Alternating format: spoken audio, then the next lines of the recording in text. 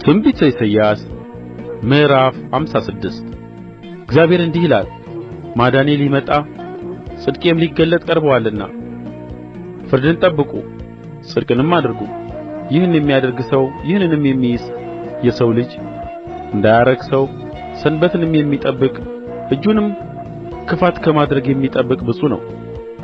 ወደ እግዚአብሔር የተጠጋ መጻተኛ በእውነት እግዚአብሔር ከሕዝቡ ይለየኛል አይበል። ጃንደረባም እነሆ እኔ ደረቅ ዛፍ ነኝ አይበል።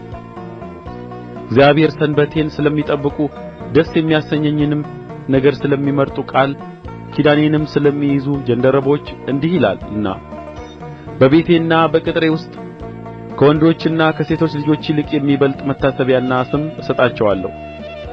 የማይጠፋም የዘላለም ስም እሰጣቸዋለሁ። ያገለግሉት ዘንድ የእግዚአብሔርንም ስም ይወድዱ ዘንድ ባሪያዎቹም ይሆኑ ዘንድ ወደ እግዚአብሔር የሚጠጉትንም መጻተኞች እንዳያረክሱት ሰንበትን የሚጠብቁትን ቃል ኪዳኔንም የሚይዙትን ሁሉ ወደ ተቀደሰ ተራራዬ አመጣቸዋለሁ። በጸሎቴም ቤት ደስ አሰኛቸዋለሁ። ቤቴ ለአሕዛብ ሁሉ የሚሆን የጸሎት ቤት ይባላልና የሚቃጠለውን መሥዋዕታቸውንና ሌላ መሥዋዕታቸውን በመሠዊያዬ ላይ እቀበላለሁ። ከእስራኤል የተበተኑትን የሚሰበስብ ጌታ እግዚአብሔር ወደ ተሰበሰቡት ዘንድ ሌሎችን እሰበስብለታለሁ ይላል። እናንተ የምድረ በዳ አራዊት ሁሉ እናንተም የዱር አራዊት ሁሉ ትበሉ ዘንድ ቅረቡ። ጉበኞች ዕውሮች ናቸው፣ ሁሉ ያለ እውቀት ናቸው፣ ሁሉም ዲዳ የሆኑ ውሾች ናቸው።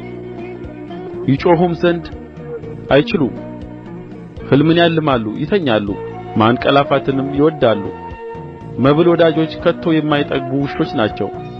እነርሱም ያስተውሉ ዘንድ የማይችሉ እረኞች ናቸው። ሁሉ ወደ መንገዳቸው ከፊተኛው እስከ ኋለኛው ድረስ ሁሉ እያንዳንዳቸው ወደ ጥቅማቸው ዘወር ብለዋል። ኑ የወይን ጠጅ እንውሰድ፣ በሚያሰክርም መጠጥ እንርካ። ዛሬም እንደሆነ እንዲሁ ነገ ይሆናል፣ ከዛሬም ይልቅ እጅግ ይበልጣል ይላሉ።